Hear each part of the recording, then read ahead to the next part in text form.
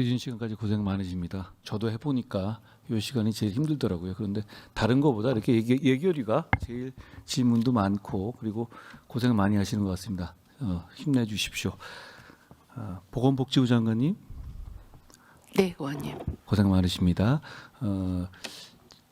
저는 장애 아동 복지 지원법상의 발달 재활 서비스에 대해서 몇 가지 질문 드리고자 합니다. 네. 예. 감각 발달, 운동 발달, 언어 청능, 음악, 놀이, 심리 등 비의료 재활 서비스 바우처를 기준 중위소득에서 180% 이하 가구의 만 18세 미만 네, 현재 그렇게 하고 장애인들에게 장애 아동에게 제공한 사업이죠. 네.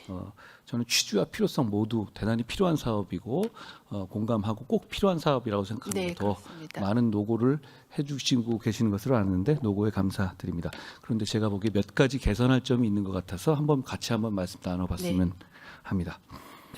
첫 번째로 부모가 기존 중위소득 그 기준으로 180%를 초과하면 1원이라도 초과하면 전액 지원이 중단되는 것이 지금 현재는 제도죠. 기준이 그렇습니다. 그렇죠. 그런데 이게 지원받던 그러니까 전년도에 지원받던 장애 아동들 중에서 매년 약 1,000명씩 정도가 지원이 매년 전면 중단되고 있습니다. 알고 계시죠? 네, 아마 소득 기준이 그렇죠. 변동이 그러니까 하기 때문에 예를 들어서 180 기준에서 1원이라도 부모가 더 벌게 되면 그동안 받던 그 지원이 아예 0이 되는 것이죠. 네. 예. 예를 들어서 2023년 기준을 보면 1,195명이 직전 연도에 받았는데 아예 못 받게 됐었습니다. 부모에게 일정 소득이 있는 경우에 장애 아동의 재활을 전부 이제는 국가가 하나도 지원하지 이 기준에 따르면 지원하지 않고 전부 맡기고 그 국가는 도움 주지 않겠다. 이런 철학은 지금 2026년 선진국 대한민국에 어울리지 않는다고 저는 생각합니다. 어떻게 생각하십니까?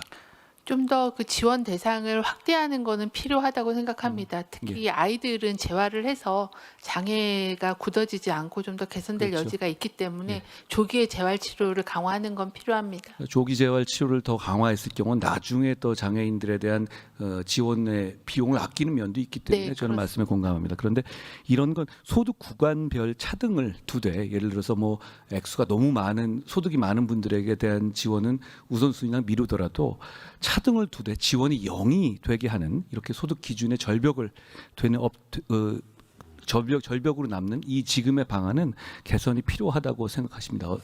어떻게 생각하십니까? 지금도 기준 중위소득 180% 안에서 차등 지급을 하고 있는 상황이거든요. 그래서 제 말씀은 180%를 안에 들어오는 위에 되는 쪽이라도 그러려면 액수를 기준을 좀 줄이더라도. 높여야 그렇죠. 되는 그런 상황이고 예, 예. 그러면은 좀 예산 당국하고 좀 협의를 해보겠습니다. 예. 두 번째는요.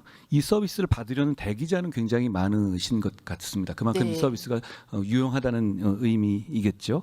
그런데 이상한 점은 예산의 반납도 많이 있습니다. 예를 네. 들어서 2026년 기준으로 보면 대기자는 6,013명으로 되어 있습니다. 맞습니다. 정확하게는 아닌지 모르지만 그런데 2025년에는 220억 원의 예산이 쓰지 않고 반납됐습니다.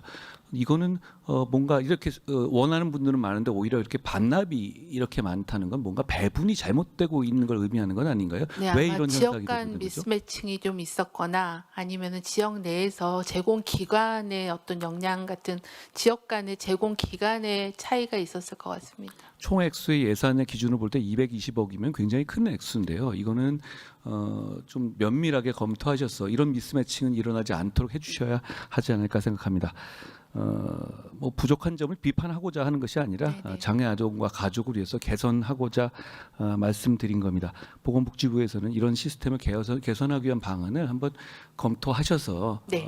미루지 마시고 한번 저에게 알려주시면 함께 고민해봤으면 좋겠습니다. 네, 저희가 올해는 5월에 집행 점검을 해서 지역 간의 예산 사용에 대한 걸 좀 파악을 해서 지역별로 조정을 하는 걸 해서 이게 좀 불용되지 않게끔 그렇게 조치를 하고 있습니다. 더 개선 방안을 마련해서 보고 드리겠습니다. 고맙습니다. 산업장관님 혹시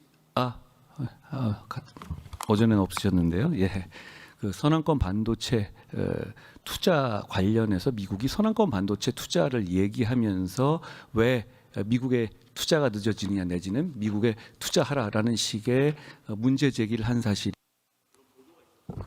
네, 그런 사실이 아니어가지고요. 지금 관련 언론에 대해서는 제가 정정 보도 요청을 하고 있습니다.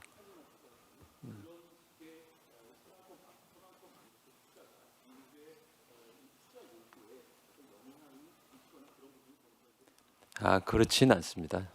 지금 미국의 반도체 수요는 이미 오래전부터 계속 이야기가 있었던 내용이지 않습니까?